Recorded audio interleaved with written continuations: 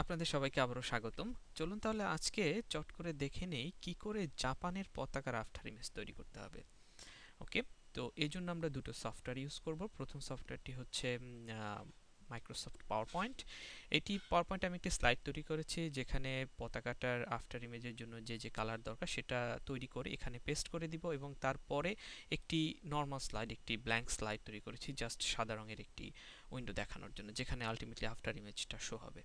তো চলুন তাহলে এখানে এই অংশে আমরা যে ছবিটি আহ, তৈরি করতে চাই সেটা তৈরি করার জন্য আমরা ইউজ করব একটি সফটওয়্যার, সেটা হলো পেইন্ট। মাইক্রোসফট আপনার কম্পিউটারে যদি উইন্ডোজ 7 থেকে থাকে বা উইন্ডোজ এক্সপি বা ভিস্তা, প্রত্যেকটাতেই পেইন্ট নামে একটি সফটওয়্যার আছে। আপনি যদি উইন্ডোজে পেইন্ট সফটওয়্যারটি ওপেন করেন তাহলে এটি দেখতে অনেকটা এমন হবে। এটি বর্তমানে উইন্ডোজ 7 এর পেইন্ট।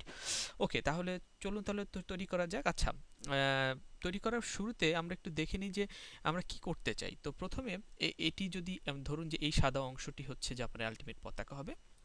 তো আমরা জানি যে জাপানের পতাকার মাঝখানে এরকম একটি গোল, আমাদের বাংলাদেশের পতাকার মতো গোল একটি বৃত্ত আছে, যে বৃত্তের এই অংশটার কালার হচ্ছে রেড, রাইট? আমাদের এখানে অংশ হচ্ছে লাল।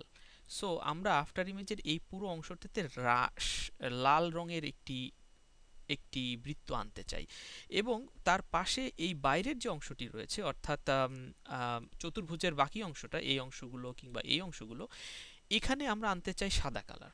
তো আমরা আফটার ইমেজের ফর্মুলা থেকে কি জানি যে যে রংটা আমরা আনতে চাই তার উল্টো রঙের একটি প্যাচ এখানে আনতে হবে। অর্থাৎ এখানে যদি আমি রেড আনতে চাই তাহলে এখানে রেড ভ্যালু দিতে হবে 0।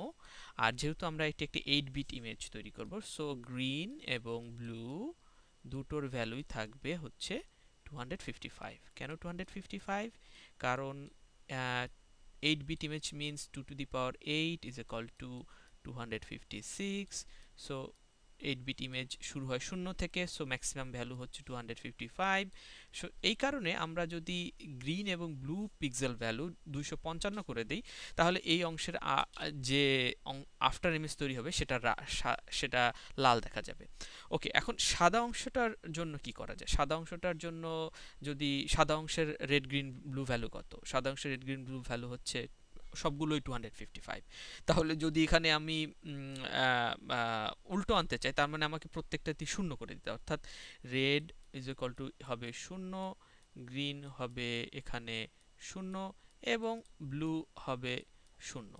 তাহলে তার যে উল্টোটা, অর্থাৎ 255 255 255, অর্থাৎ সাদা রঙের একটা কালার দেখা যাবে।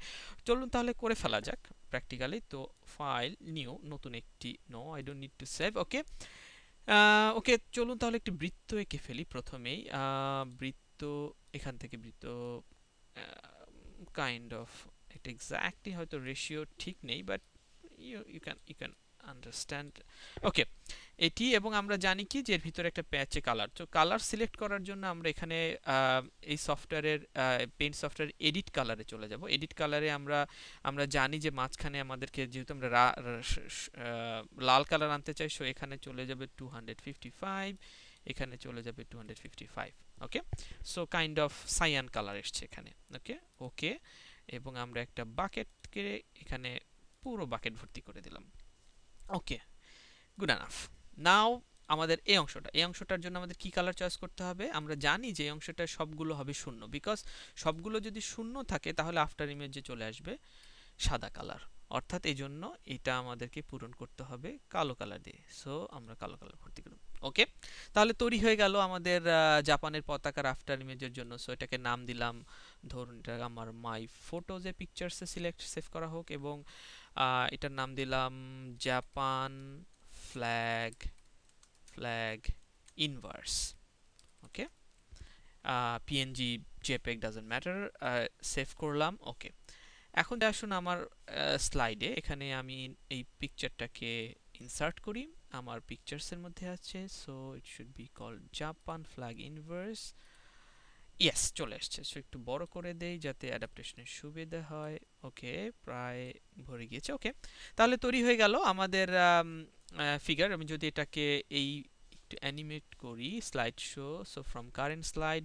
ওকে, তাহলে আপনি দেখতে পাচ্ছেন যে জাপানের পতাকা রাফটার ইমেজের জন্য। এবং আপনি যদি এখানে এই ইমেজে 30 থেকে 40 সেকেন্ড অ্যাডাপ্ট করেন এবং তারপরে এই সাদা রঙের উইন্ডোটা দেখেন, তাহলে জাপানের পতাকা অর্থাৎ মাঝখানে লাল এবং এইখানটায় এই অংশটায় সাদা আসার কথা।